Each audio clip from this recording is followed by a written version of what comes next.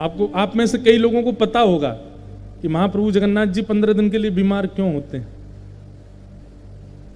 माधवदास भक्त थे ठाकुर जी के, उनको अतिसार का रोग हो गया, पेट का एक रोग हो गया था, रोज मंदिर जाते थे।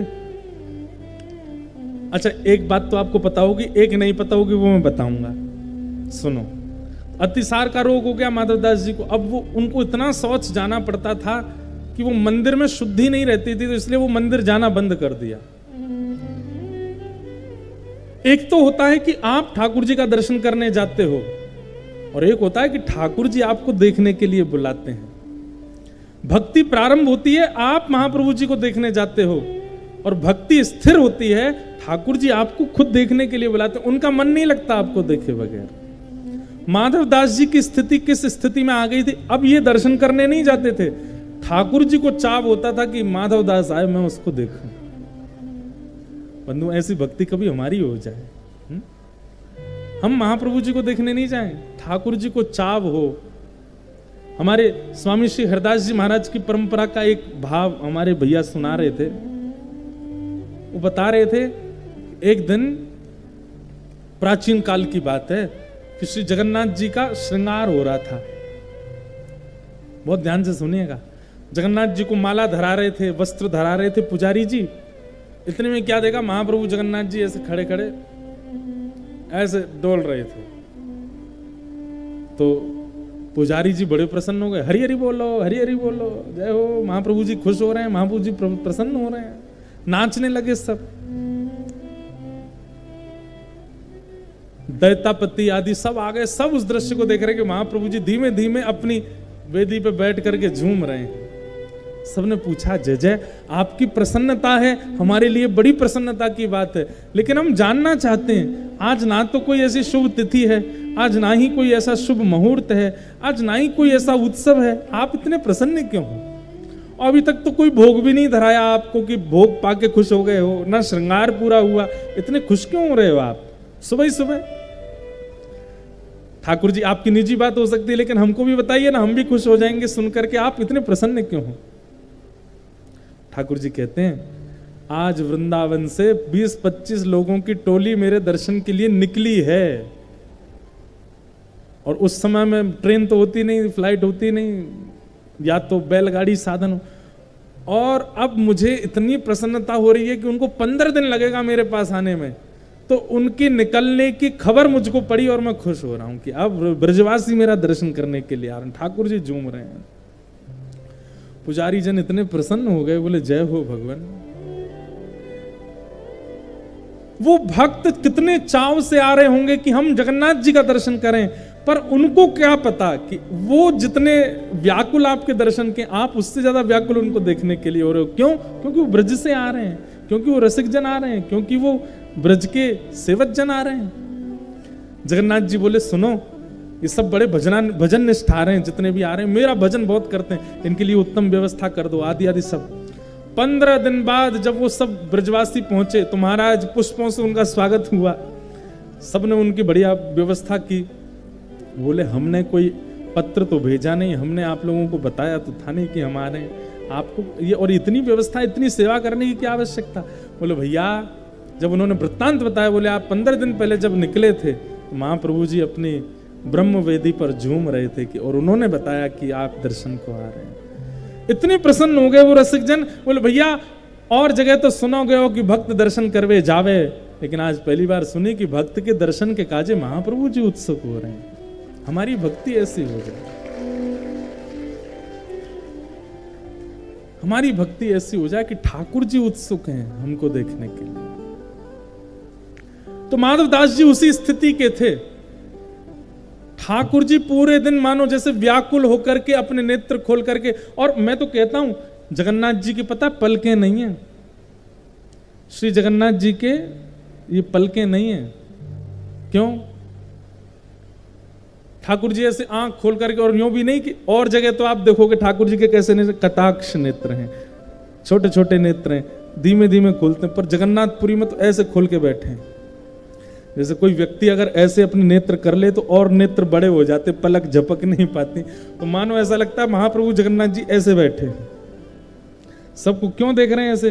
बोले भैया मेरे दर्शन में भीड़ ज्यादा भई और तेरी पलक कहीं झपक गई, तू वो नहीं देख पाया तो चिंता मत करियो, मैं तो देख रहा हूं, मेरी नजर तो पे ही है, मैं तो ये देख रहा हूं। और अकेले नहीं खड़े बगल में, तुम भी खोलो अपनी आंख। तो सुभद्रा जी ने भी खोल ली, बलभद्र जी ने भी खोल ली। बोले ये दोनों क्यों खोल के बैठे? जगन्नाथ जी बोले भाई लाखों लोग आएंगे, मैं ज्यादा से ज्यादा 1-1.5 लाख लोगों को देख लूंगा, बाकी के जो बच कुछ जाएंगे उनको तुम देख लेना और फिर बाद में मुझे दिखा देना। ये भी आए थे इसलिए बलभद्र जी सुभद्रा जी भी ऐसे बैठे हैं, ऐसे जगन्नाथ जी हमारे ऐसे बैठे हैं, पलक है ही नहीं है, झपकते ही नहीं है कभी। जब रात में बड़ा श्रृंगार होता है जगन्नाथ जी का पुष्पों का, तब पलक धराई जाती है जगन्नाथ जी को कि अब ठाकुर जी शयन का समय आ गया, अब नेत्र बंद करो, तब पलक धराते, नहीं तो पलक है ही नहीं जगन्नाथ जी की। अगर मैं ऐसा कह दूं तो इसमें कोई अतिशयोक्ति नहीं। पूरे भारत में जितने ठाकुर हैं वो भक्त वत्सल हैं, लेकिन महाप्रभु जगन्नाथ जी ये भक्तों के भक्त वत्सल है। मतलब ये भक्तों के आराध्य नहीं है, ये भक्त इनके आराध्य हैं, ये भक्तों की आराधना करते हैं। और जगह तो आप ठाकुर को देखते हैं, पर जगन्नाथपुरी में ठाकुर आपको देखता है। तो माधवदास जी का रोग हो गया अतिसार का, नहीं आ पाते। महाप्रभु जगन्नाथ जी बोले माधवदास नहीं आ पा रहा तो हम चले जाते हैं, और एक बालक का रूप धारण करके गए। माधवदास जी ना हिल पा रहे ना डुल पा रहे, वहीं सब कर रहे थे शौच आदि। महाप्रभु जी गए और जल हाथ में ले ले करके माधवदास जी के वस्त्र धोवें, कभी पैर साफ करें, कभी कुछ साफ करें। माधवदास जी के नेत्र खुल गए, बोले ये कोई बालक नहीं है, जो सुगंधी मुझे आ रही है उससे पता चल रहा है ये महाप्रभु जगन्नाथ जी हैं। तुरंत हाथ पकड़ लिया, बोले प्रभु ये आप क्या कर रहे हैं, आप मेरी सेवा क्यों कर रहे हैं? अरे माधव तू जल्दी ठीक है जाएगो तो फिर मेरे दर्शन के काजे आवेगो, तो दर्शन वहां मेरे काजे आवेगो, मैं तो देखूंगा तब मुझे संतुष्टि होगी, इसलिए मैं जल्दी ठीक कर रहा हूं। माधवदास जी बोले आप परमात्मा हो, आप चाहो तो चुटकी बजा दो तो मेरा अभी पेट ठीक हो जाए, मेरे सारे रोग ठीक हो जाएं। ये 10-15 दिन का मुझे रोग भोगना क्यों पड़ रहा है? ठाकुर जी बोले देखो ये प्रारब्ध है तुम्हारा, किस जन्म का भोग रहे हो तुम्हें नहीं पता, और ये 15 दिन तुम और भोग लोगे तभी तुम्हारे पूर्व के प्रारब्ध नष्ट होंगे।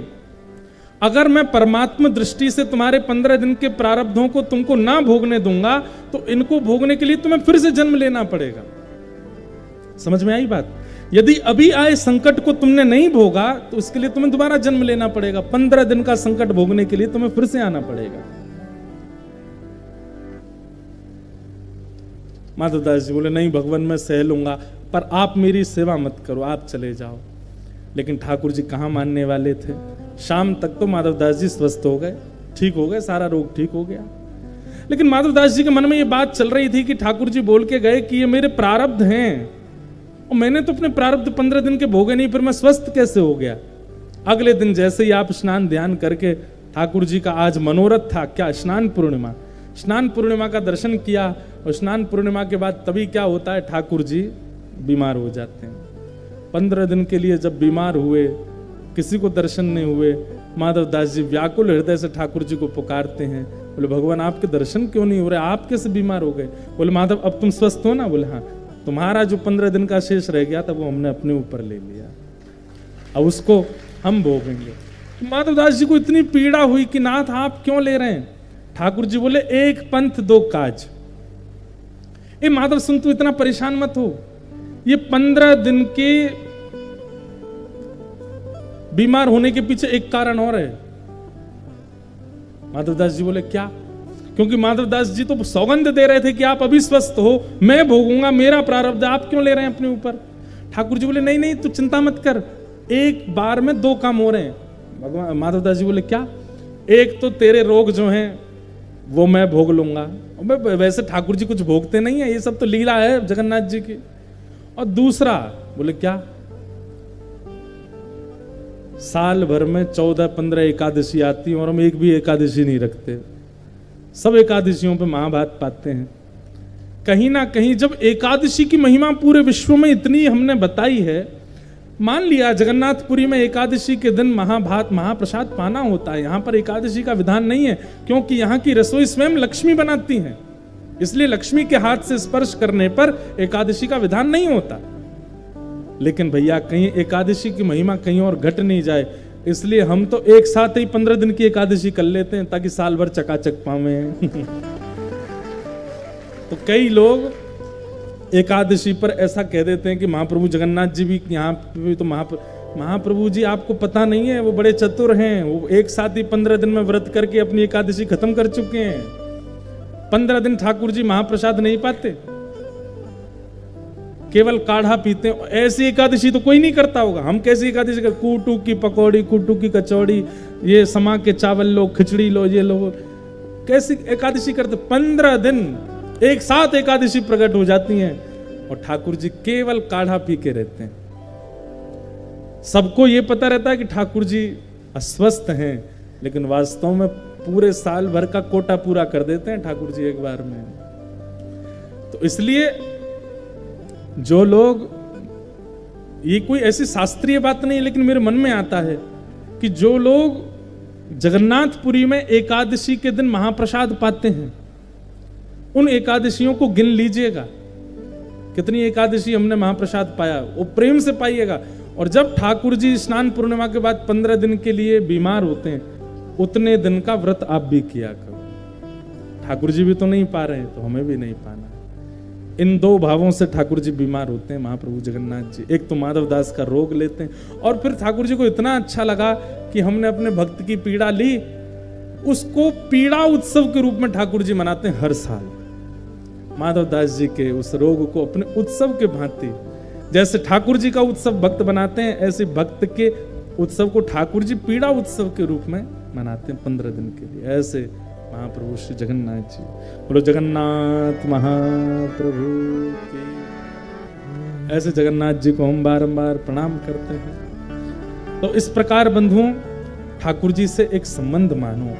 तापत्रयोन्मूलनम श्रीमद्भागवते महामुनिकृते किंबा परैरीश्वरः सद्यो हृदय वरुद्य तेत्र कृत भी शुश्रूष विस्तच्छना। महाप्रभु जगन्नाथ जी को हम बारंबार वंदन करते हैं। और आइए बड़े प्रेम और भाव से आज के मंगल भाव को विराम देते हैं। आज भी थोड़ा विलंब हुआ कथा में, पर कल से बिल्कुल समय से आएंगे हम। आज का भी कारण एक कुछ निजी है हमारे परिकर में से, पर ठाकुर जी सब अनुग्रह करेंगे, सब मंगल में